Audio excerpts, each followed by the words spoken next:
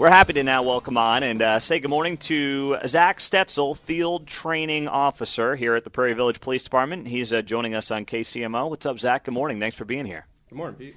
So take me through, just hold that mic a little closer there for you. There you go. So take me through, I didn't realize this, you were with KCPD for a few years before coming over here to Prairie Village.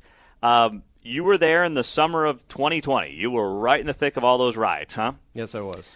What was that like down on the plaza that summer? It was crazy, actually. I worked Center Zone, which is downtown, plaza, all that area. When it first broke out, it was what you'd imagine, mass chaos. Pretty much all we were trying to do was take care of the business owners. So like Quick Trip, anybody that was out on the plaza. Wasn't really about protecting property at that time. It was just about getting them out.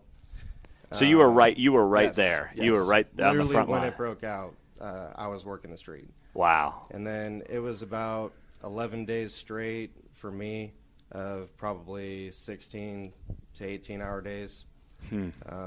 Just different roles and different responsibilities every day. How much, I mean, can you share something from that moment? I mean, I'm sure you took a lot of grief, a lot of crap, something that stands out to you, for better or for worse? You know, it was tough, and there were some bad things. I won't really go into that as much as, you know, there were some people that were just trying to express their feelings, and, you know, I tried to take that into account. A lot of the officers did not agree with what occurred and what happened, and I don't think a lot of people realize that. And really what we were just there at first, like I said, to take care of the business owners and citizens in the area, and then a secondary to try to protect their property as much as possible. Yeah.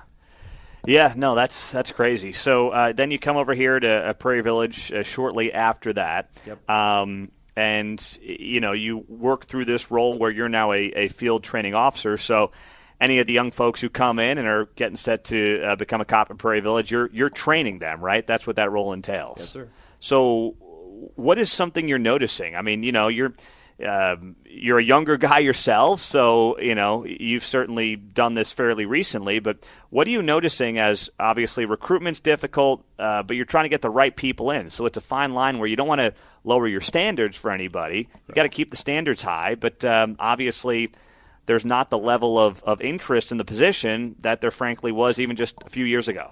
Correct. You hit it right on the nose there. I mean, to be quite frank, a lot of people do not want to be police officers in this day and age.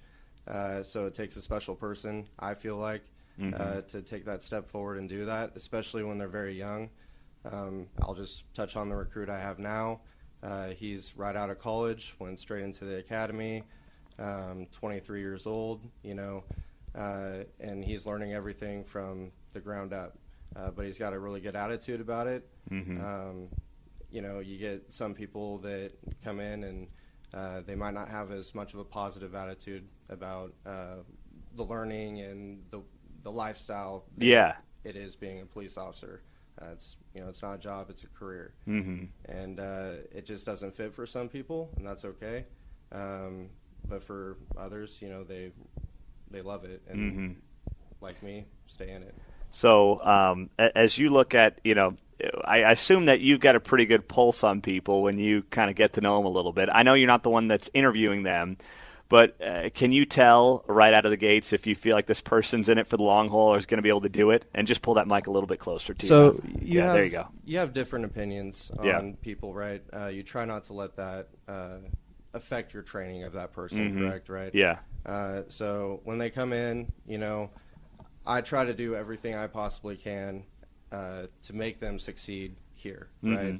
That requires them to put their effort in, but as long as they give me effort, I tell them from the very beginning, as long as you don't quit on me, I'm not going to quit on you, and hopefully, you know, over time, we'll get you off of training and get you out on your own, and you can start being your own officer. How's the training changed from, say, when you were going through it on your end with KCPD? I mean, it's a more complex job, it feels like, as the world gets more complex. So how does that look different from when you were doing it yourself? It also is different depending on where you're going. Yeah, true. Through it, for sure. I will say that, Prairie Village, the standards are very high. We hold ourselves to a higher standard. We expect our officers to be, the best of the best. When our citizens call, we want to know that they can handle it on their own. They put a lot of trust in us to have a lot of responsibility without supervisors having to get involved. And so that puts a lot of trust in the FTOs to train them properly so that they can, when they get off on their own, know how to handle a call on their own. With Kansas City, it was a lot of different calls. If violent crime, very, and it was also a different aspect of policing. Policing over there is more so responding to things than being proactive, and documenting it and then sending it off. Here, you're not only responding to it, but when you get to it, you can pretty much follow through with a case all the way without having to send it off to a detective or somebody else to do follow-up, if that makes sense. Less bureaucracy, it sounds like. Yeah. Not that we want to. I know. Yeah. But there's just it kind of expedites. It's different. Yeah. So in terms of you're also with the CERT team here in Prairie Village. So what does that entail? What does that look like in terms of what you do? So the CERT team is our critical incident response team, which is basically like a SWAT team. We've got 9 members. I think we actually just went to 11 because we just had a process to add some more officers to it.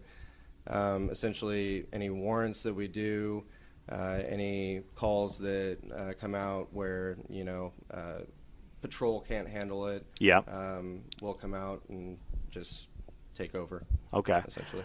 So as you look back on your nearly 4 years here, recruitment's tough in Prairie Village. It's tough in Kansas City. I'm sure you got a lot of buddies over there. Yes, they're down 300 cops. You're seeing it, though, in 2 very, very different areas, even though they're, geographically right along each other on the state line here. What, as a younger cop, how do you want to see this change? What can be done after the setbacks of the last few years? Well, I think a lot of people need to understand that, the boomer generation is on the way out in policing, right? And they're the ones that have been training all of us, right? So it really is like, most police departments are young. Probably under 30 that are coming in and that are actually more of your veteran officers that are having to lead. So it's also a good time to come in because, if you can be that person and step up and learn quickly, you have a really good chance of, moving up the ranks and doing that kind of thing sooner than probably what it would have been in the That's a great point. That's a very good point. Well, Zach, we appreciate you being here. Thanks so much for coming in. It is Zac Stetzel, field training officer here for the Prairie Village Police Department. Our Back the Blue Tour continues.